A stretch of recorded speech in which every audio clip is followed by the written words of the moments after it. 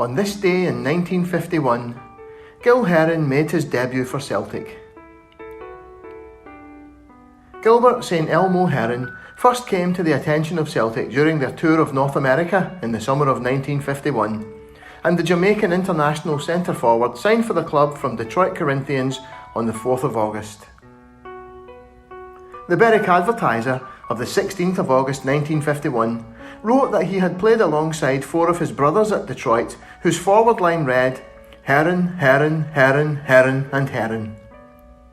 The paper reported that the brothers had an arrangement whereby they paid him for every goal he scored, while he paid them for every attempt he made that was off target. He scored 64 goals for Detroit the previous season, but the paper did not report how much money he made from his brothers. Already the scorer of several goals for the reserves by the 18th of August, Heron's signing caused quite a stir, and when his selection was announced the day before the match, it contributed to a 40,000 attendance for the League Cup sectional match against Morton to see the player already dubbed the Black Flash. Reports on the match are very jarring for 21st century sensibilities, although some of their language is remarkably similar to reports on black athletes even as late as the 1970s. A United Press report dated 18th of August 1951 began, Gil Heron, Detroit Negro, who is the first American ever to play with a big league Scottish soccer team, scored a goal and starred in the field in his debut as Glasgow Celtic downed Morton 2-0. It might have been an even more successful debut had Heron not had an early strike disallowed. Olympic in the Evening Times wrote on the 18th of August, in 2 minutes, Heron had the ball in the net with a right foot shot after a centre from Tully, but as the dusky fellow had obviously pestered Mitchell with his left arm and elbow before netting, the score was disallowed.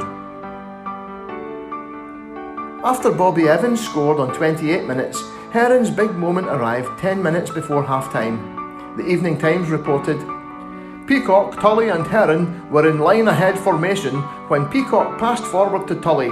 Then Tully piloted the ball through to Heron, whose right footer from about 16 yards was finger-tipped by Cowan before the ball set the net dancing. It was a wonderful goal in every respect.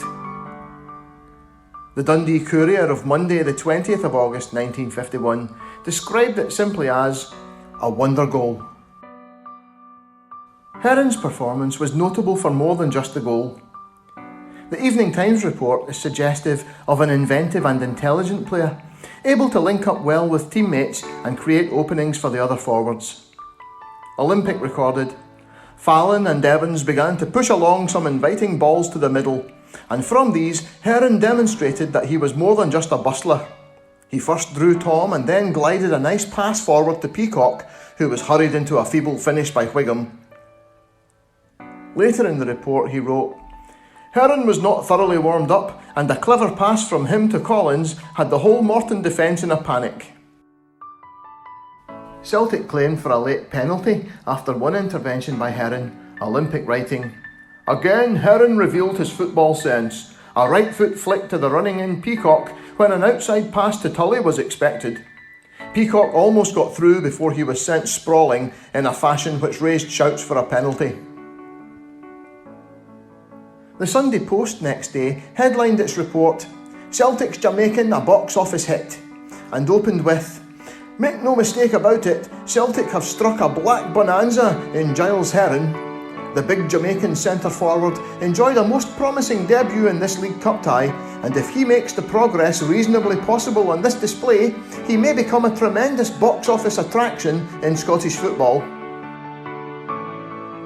Unfortunately, after such a promising debut, Gil Heron played only 4 more games for Celtic, 3 within 2 weeks of his debut, all in the League Cup, and a solitary league appearance against Partick Thistle on the 1st of December 1951.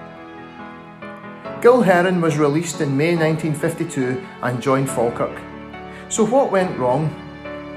Despite having also boxed at a decent level, he was perceived to be uncomfortable with the rough and tumble of 1950s Scottish football, and the player's Celtic Wiki entry also hints at his position being undermined by cliquishness at the club, centred around captain and sometimes centre-forward John McPhail, who it is claimed did not take kindly to players challenging for his place in the team. This view is expressed by Tom Campbell in his biography of Charlie Tully, Celtic's cheeky chappie. He writes, "Unfortunately, such cliques within a football club can lead to consequences on the pitch. It appears clear that some players, newcomers to Celtic, were not made welcome and departed quickly without being given a true chance to make a contribution to the club." While there seems to be some truth to this, it must also be acknowledged that Gil Heron was 29 years old when he signed for Celtic and had played his entire career in North America to that point. It must have surely been a major culture shock. His career after Celtic at Falkirk and Kidderminster Harriers followed a similar trajectory, an impressive start before fading out of the picture. He returned to Detroit Corinthians in 1954. In his short time in Scotland, Gil Heron married a Glasgow woman and they had 3 children.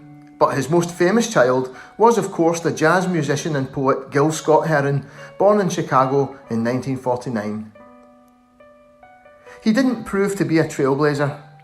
In 1951, immigration from the Commonwealth had barely begun, and it would be another quarter of a century before significant numbers of black players would make their mark in British football, and more than a decade after that before black players became commonplace in the Scottish game.